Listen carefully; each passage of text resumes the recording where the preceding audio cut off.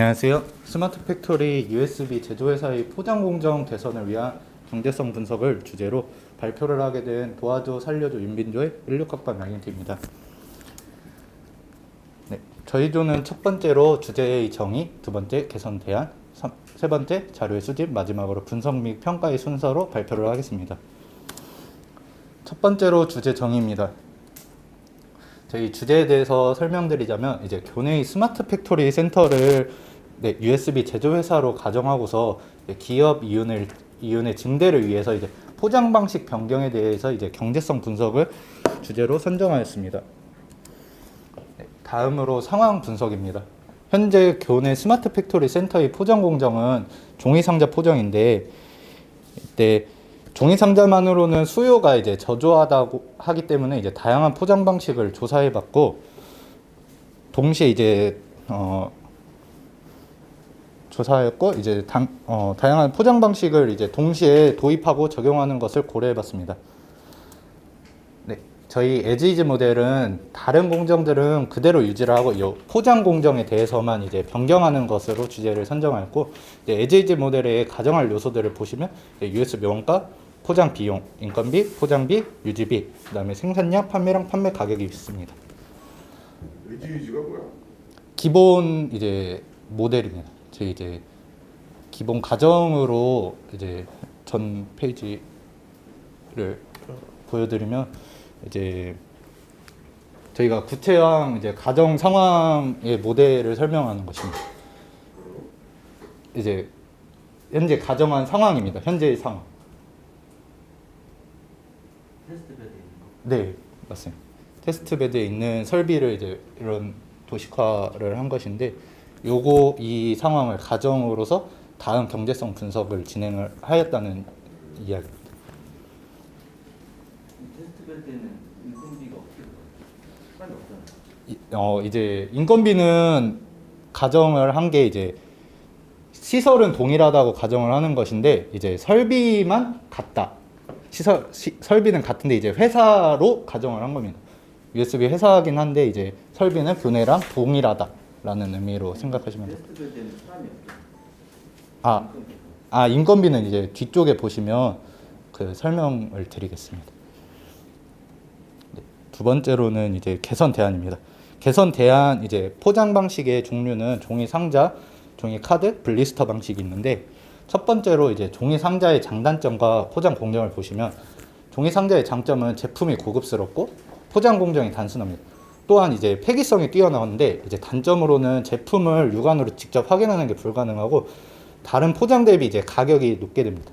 이제 포장 공정의 순서로는 포장지 앞면을 올리는 설비, 그 다음에 흡착식 설비를 이용해서 USB를 포장지 내부로 투입하는 것, 그 다음에 포장지 뒷면을 올려서 흔히 얘기하는 뚜껑을 닫는 공정으로 이루어져 있습니다. 네, 다음으로 종이카드 방식인데, 종이카드의 장점은 다른 포장 대비 이제 부피가 작습니다. 육안으로 이제 상품 확인이 가능하다는 장점이 있는데, 단점으로는 종이를 이용하는 방식이기 때문에 방습성이 떨어진다는 단점이 존재합니다. 포장 공정은 첫 번째로 종이카드를 투입, 그다음에 인서트 삽입, 인서트를 이제 종이카드에 밀착시키는 공정 다음에 USB를 이제 인서트 내부로 삽입한 다음 접착제를 붙여서 카드를 접는 순서로 이루어져 있습니다. 다음으로는 블리스터 방식입니다. 블리스터 방식의 장점은 상품의 보호성이 가장 우수합니다. 방습성 또한 가장 우수한데, 또한 육안으로 상품을 확인할 수 있는 장점도 존재하지만 이제 단점으로는 디자인이 투박하기 때문에 선호도가 제일 낮습니다. 또한 이제 폐기물이 많이 나온다는 이제 환경적인 문제가 존재를 하고, 포장의 해체가 어렵다는 소비자 입장에서의 단점도 존재합니다. 포장 공정은 포장지 앞면을 올린 다음 USB 투입, 그 다음에 포장지 뒷면을 올린 다음에 열과 프레스 작업을 동시에 진행하는 과정으로 이루어져 있습니다. 네. 다음 이 세 가지 포장 방식을 조합하게 되면 7가지 대안을 이제 도출을 할 수 있는데, 7가지 대안은 다음과 같은데, 이때 7가지 대안을 비교 및 분석하여서 수요가 충족되더라도 투자 비용 대비 이윤이 적을 수 있기 때문에 기존 대안이 종이 상자와도 함께 비교할 예정입니다. 네, 다음으로는 자료 수집에 대해서 설명하겠습니다. 처음으로 필요한 자료를 정의하였습니다. 필요한 자료는 표와 같은데 이제 생산량은 이제 교내 스마트 팩토리 센터를 기반으로 가정을 하였고 연 48,000개를 생산 20분에 8개 평일 8시간 생산을 기준으로 설정하였고 나머지 자료에 대해서는 이제 시중의 가격과 설문조사를 통해서 조사하였습니다. 설비 이제 비용 구입 비용과 이제 설치 비용, 유지 비용 같은 이제 비용을 구하기 위해서 교수님을 통해서 이제 자료를 얻었고 점검 주기가 보시면 여기는 6개월인데 다른 거는 3개월 단위도 있습니다. 이런 거는 1년 단위로 환산하여서 유지비 점검 비용을 산정을 하였고 다음 보시는 것은 종이카드 방식에 대한 설비의 가격과 이제 설치 비용, 유지 보수 비용, 점검 주기입니다. 다음으로는 이 블리스터 방식에 대한 자료 조사입니다.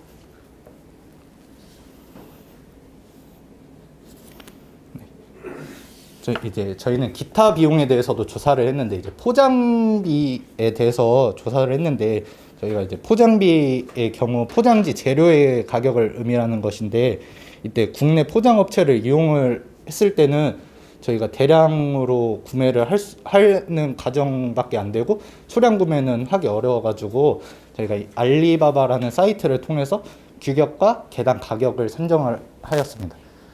보시면 종이 상자가 가장 비싸고 블리스터가 제일 저렴, 그 다음에 종이카드가 그 다음 순서로 이루어져 있습니다. 인건비는 아까 교수님께서 얘기하셨듯이 교내에는 인건비가 사실은 나가지 않는데 실제로 이제 회사에서 인건비를 산정을 해야지 그 회사 이제 그 팩토리의 시설을 운영을 할 수 있기 때문에 그것을 운영하는 관련 대졸자에 대해서 연봉 4천만 원으로 산정을 하였고 이제 포장이 완료된 USB를 이제 이제 구매자에게 직접 택배 배송을 하기 위해서 그것을 담당할 수 있는 학력 무관의 직원을 연봉 3천만 원, 1년에 이제 연 7천만 원의 인건비를 산정하였습니다. 다음으로는 이제 USB 원가에 대해서도 조사를 하였는데 USB 원가는 이제 샌디스크의 USB 3.0 64기가는 대략 이제 다나와를 통해서 구매를 하게 되면 약 6,500원 선에서 판매가 하고 있습니다. 이때 6,500원의 이제 판매가의 80%를 USB 원가라고 생각을 하고서 USB 가격을 저희는 5,500원의 원가로 측정을 하였습니다. 다음은 이제 기존 설비 판매 비용입니다. 스마트 팩토리 센터가 2년간 운용되었다는 가정하에서 종이 상자를 이용하는 설비가 약 1,700만 원인데 이것을 10년 10%씩 2년 동안 감가를 했다고 하여서 기존 설비 판매 비용은 1,377만 원이 됩니다. 1,377만 원이 듭니다.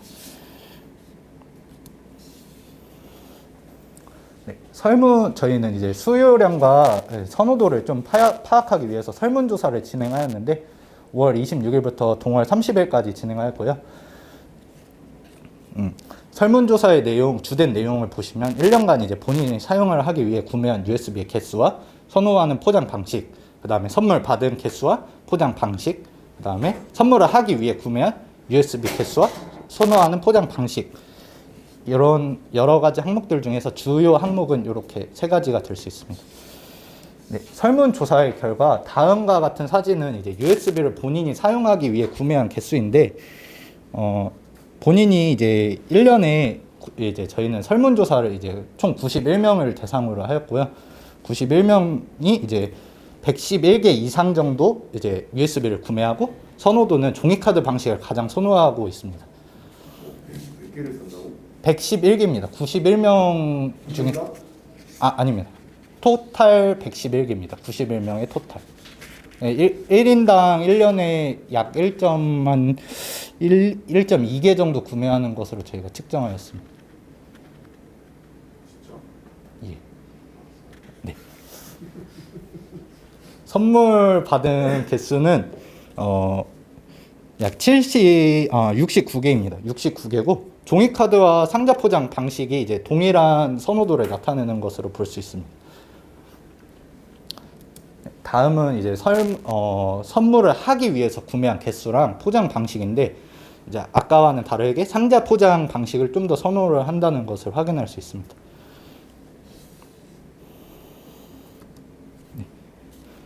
설문조사 결과 이제 종이카드 방식은 48%, 종이상자는 28%, 블리스터는 24%의 선호도를 보이고 있습니다.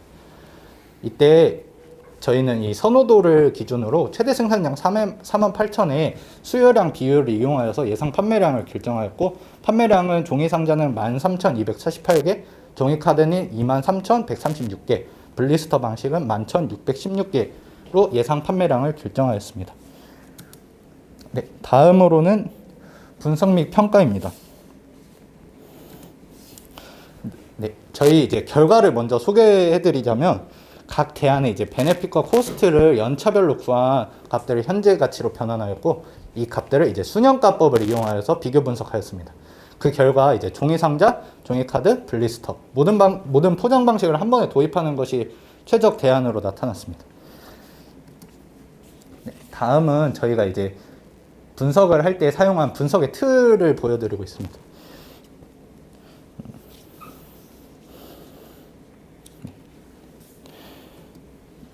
2년에서 5년 차까지는 동일한 베네핏과 코스트를 가지는데, 이때 이제 물가와 판매량의 변동은 없다고 가정하였기 때문에 동일하다고 볼 수 있습니다.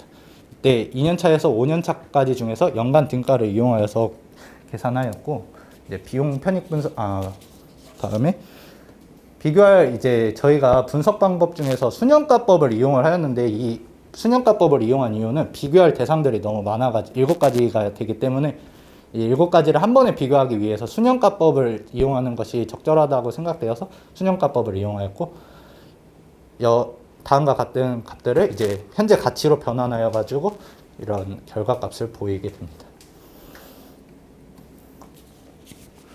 네, 이때 다시 한번 아까 결과를 설명을 드리자면, 현재 가치로 환산하고서 이때 현재 가치로 환산할 때 이자율은 3%, 그리고 수년가법을 통해서 다시 비교를 해보자면, 여기 보시면 상자하고 종이카드, 그 다음에 블리스터 방식이 가장 이제 최적의 대안으로 나타나는 것을 알 수 있습니다. 네, 만약에 이제 종이카드를 종이상자, 종이카드, 블리스터 대안을 이제 도입하게 된다면 5년 동안 약 20억 원의 비용이 소요됩니다. 이때 20억 원의 비용이 소요되지만 23억 원의 이익이 생기고, 이제 순이익은 약 3억 5천만 원 정도가 될 것으로 측정했습니다. 그다음에 이제 공정 변경을 만약에 하게 되면 5년 동안 운영을 하였을 시 기존 설비 대비 이제 3억 원 정도의 이익이 생기는 것을 확인할 수 있습니다. 네, 마지막으로 결론입니다. 최적 대안이 이제 3가지 포장을 모두 도입하는 것으로 나타냈는데, 이는 이제 다른 포장들로 인해서 기존에 없던 수요를 창출했다고 볼 수 있습니다. 현재 시장에서도 같은 제품을 이제 기존 포장과 한정판 포장 등과 같은 다른 포장을 이용하여서 이제 수요를 창출하고 있는데, 이런 복합 포장 공정의 도입은 게임 타이틀, 컴퓨터 부품, 화장품과 같은 분야에서도 활용될 수 있을 것이라고 예상됩니다. 네, 이상입니다. 네. 11쪽부터 볼까? 11쪽. 그러니까 나를 잘 따라가고 뭐 아마 발표를 매번 들었던 교수님도 어느 정도 이해하시겠지만, 예를 들면서 여기서 1번 대안이 에디지 대안이라는 거를 설명을 해야지. 예. 표시를 하던가. 그냥 이렇게 보면 그냥 7가지 개선 대안만 7가지가 있는 것 같잖아. 그게 좀 이상하고. 그 다음에 현재 포장 방식이 종이 상자인데, 네. 예를 들어 4번, 5번, 6번, 7번 같은 경우는 2가지 이상의 포장 방식을 혼용을 해서 써야 되면, 네. 그거에 대해서 추가 설비가 들어가지 않나? 혼용하는 설비 말씀이시죠? 뭐 이렇게 나눠줘야 될 것 같아요. 분류해줘. 혼용하는 설비에 대해서도 고려를 좀 하지 못한 것 같습니다. 그 부분. 뭐 혼용을 하면은 네. 이 설비 저 설비 뭐 이렇게 뭐 그거를 이제 종합하는 설비를 제외하고 네. 하더라도 네. 뭐 종이 상자 뭐 설비, 블리스터 하는 설비 뭐 이런 설비들이 각각가 뭐 갖춰야 될 설비들이 많아서 네. 분리한 거 아니에요? 맞습니다. 근데 왜 이게 혼합 생산 방식이 좋게 나왔지? 이제 판매량이 결국에는 다른 점인 것 같습니다. 단일 생산을 했을 때는 아무래도 이제 판매량이 적다고 가정을 하였고, 복합 공정을 이용해서 생산을 했을 때는 그보다 많은 판매량을 했다고 가정하여서 단일 생산 방식은 네. 그 뭐야 그 연 생산량에서 네. 설문조사에서 나뉜 포션만 생산을 한다. 예, 맞습니다.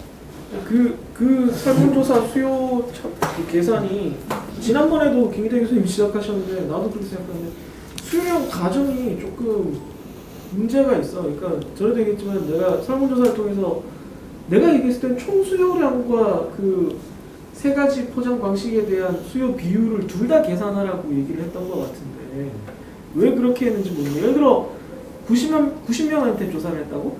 91명입니다. 네. 91명에게 조사를 했, 뭐 100명이라고 치자고 100명이 사람이 1인당 1.2개를 산다고 1년에 네. 평균이 있다. 그러면 우리나라 전체로 했을 때는 수요량이 얼마고 그 중에 우리 회사가 뭐 경쟁률이 있어서 몇 %의 시장 점유율을 가져갈 거다 이렇게 해야지 맞는 거지. 무조건 우리 총 생산량은 결정돼 있고 그거 비율로 사람들이 사갈 거라고 하는 거는 조금 가정이 완전히 비현실적이라고 할 수 없지만은 아주 설득력이 있지도 않은 것 같은데 좀 설득력이 떨어지는 것 같은데 부분이.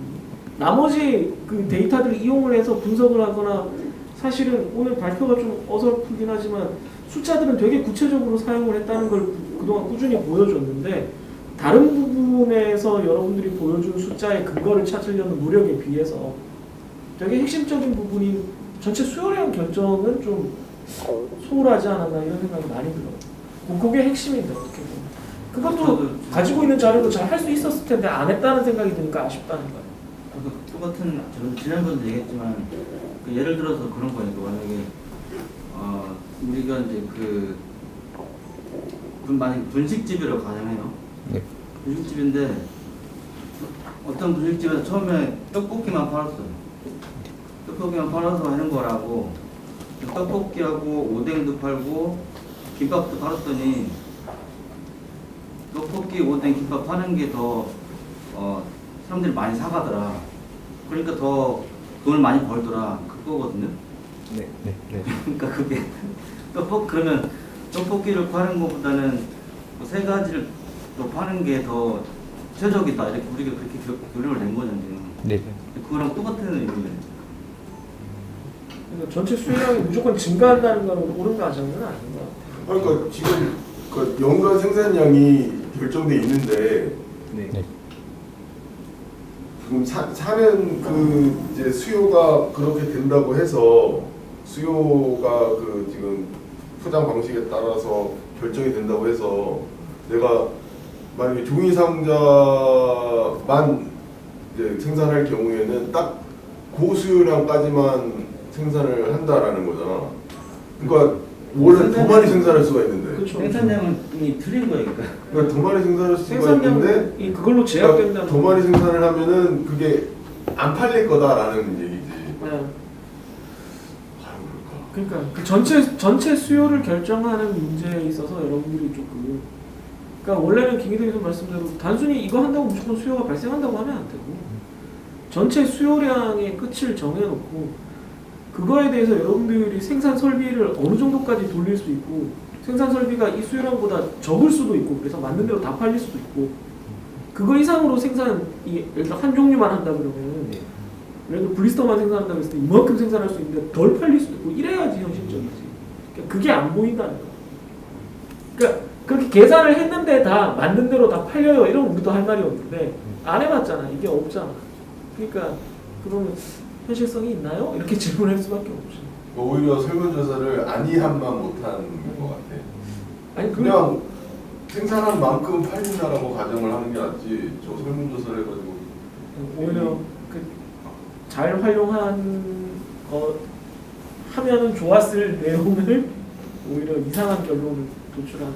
근데 뭐 지난주에도 얘기했지만 분석 구조나 이런 거는 그 주별 진행하는 과정에서도 내가 되게 좋다고 생각을 했고 자료를 찾는 성의도 좋았고 다만 얘기하자면 14페이지 잠깐 보이고요. 지난주에도 얘기했는데 야 이걸 교수님을 통해서 문의를 하는 게 아니라 생산 설비 관련 전문 업체에서 자료를 받았다고 해야지. 네, 맞습니다. 이거 뭐 내가 무슨 이 숫자를 외우고 다니는 사람도 아니잖아.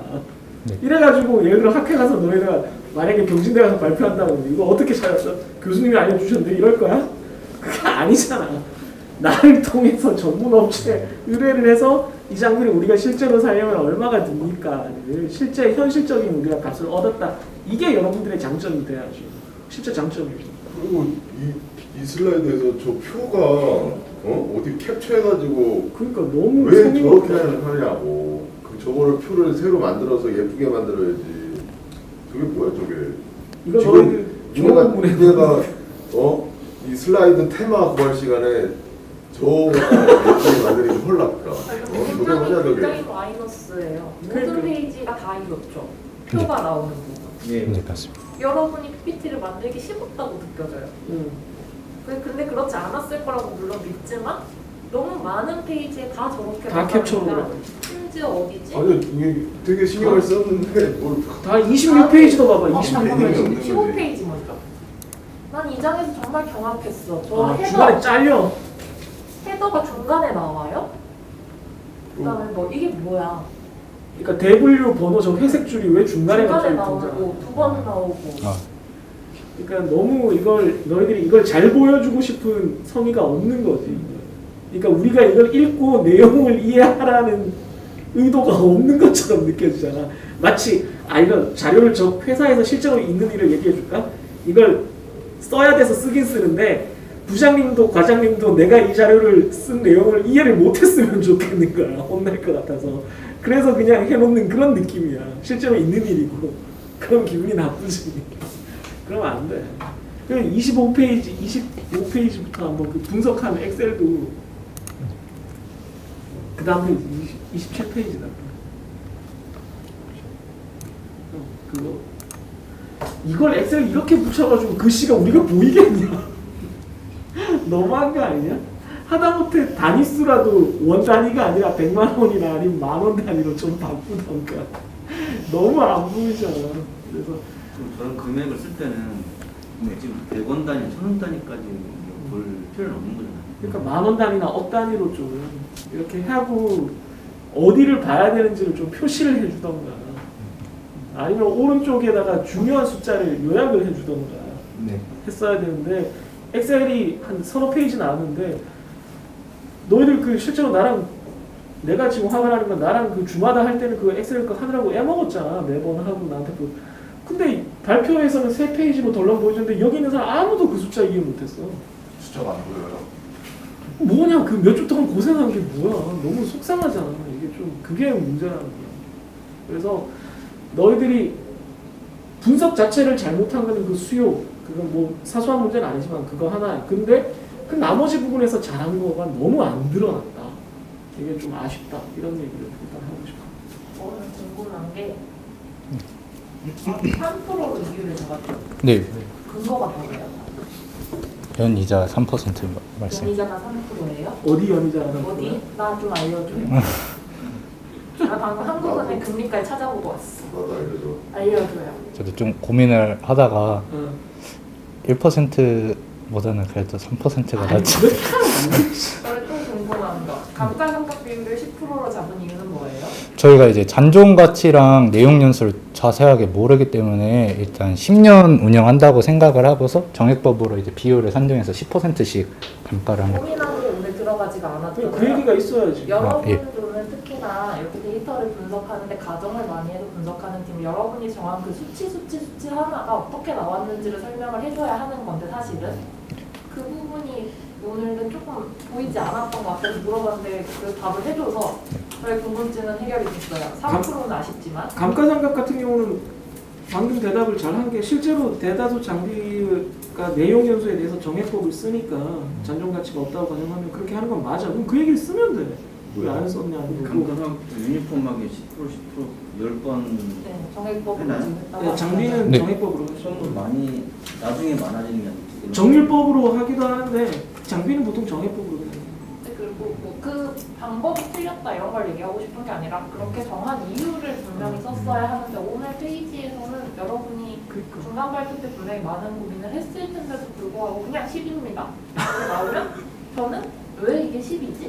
라는 생각을 하는 거잖아요. 네. 제가 질문하기를 바랬다면 좋은 의도였겠지만 그렇지 않았다면 좀 아쉬웠던 것 같고 여러분의 자료에서 농담삼아 얘기를 하자면 그래서 테스트베드 운영하는데 7천만 원의 인력이 필요해요? 나는? 우리 테스트베드에 나의 인력값은 주지 않는 거예요? 아, 약간 영원히 네. 나네. 소문날 뻔했어요. 그래서 네. 이 얘기를 왜 하냐면 3개의 제품을 생산하면 그러면 인력이 늘어나요? 지금? 인력은 그대로입니다. 왜 장비가 늘어나는데 인력이 그대로인 거예요? 최대 생산량을 기준으로 인건비를 산정을 나가야 하는데 되는 장비는 늘어나잖아요. 예, 맞습니다. 근데 저희가 개수를 좀 산정을 해보니까 저도 이제 체감상이긴 합니다. 1년에 이제 하루에 생산하는 양이 192개 정도가 됩니다. 근데 8시간 동안 192개를 생산하면 20분에 8개, 20분에 8개를 생산하는 공정일 때 혼자서도 할 수 있지 않을까라는 생각이 그렇다면 조금 기존에 한 있었어요. 대일 때가 일하는 능력이 줄어야 하는 거잖아요. 그러니까 예를 들어 여러분한테 롯데리아 가서 일하고 맥도날드 가서 일하고 버거킹 가서 일해라 하루에 일하는 시간 동일하니까라고 하면 안 하겠죠. 아, 네, 맞습니다. 네, 그렇죠. 왜? 일이 다르니까. 네. 나의 맨파워 훨씬 투자되니까 그 부분이 고려가 되지 않았던 게 좀 아쉬웠던 것 같아요. 단가를 낮출 수도 있었지. 생산량이 적어서 아, 예. 직원 파트타임으로 쓴다던가. 그 크진 않겠지만 당연히 그 네. 고려가 돼야 돼. 3%도 자료를 좀 더 찾아보지 그랬어. 뭐 중소기업인 뭐 정부 지원금 이런 게 몇 퍼센트 이자로 지원된다던가 이런 거 찾아봤으면 3% 비슷한 것도 나오긴 나오지. 그러니까 저 3%는 너희가 돈을 빌리는 비용이라고 생각을 하면 되지. 아, 네, 맞습니다. 아무튼 일단 나는 너희들이 열심히 찾은 숫자에 대한 근거는 안 적어놔서 혼나고 어떤 숫자는 근거가 없어서 혼나고 좀 그랬는데 네, 뭐 전체적으로 분석의 이 페이지 같은 경우는 지금 마지막으로 띄워서 너무 좋은데 분석의 틀을 전체적으로 뭐뭐뭐뭐 요소를 봐서 뭐뭐뭐뭐를 비교했다는 게 한눈에 안 보여서 그게 좀 아쉬워요. 그거는 지난주에도 짧게 얘기했었는데 그게 좀 반영이 됐었으면 오늘 그래도 좀 더 나았지 않을까. 내용은 뭐 나야 뭐 이해하고 있으니까 괜찮아요. 네, 이 정도로 여기까지 합시다. 네, 수고하셨어요. 감사합니다.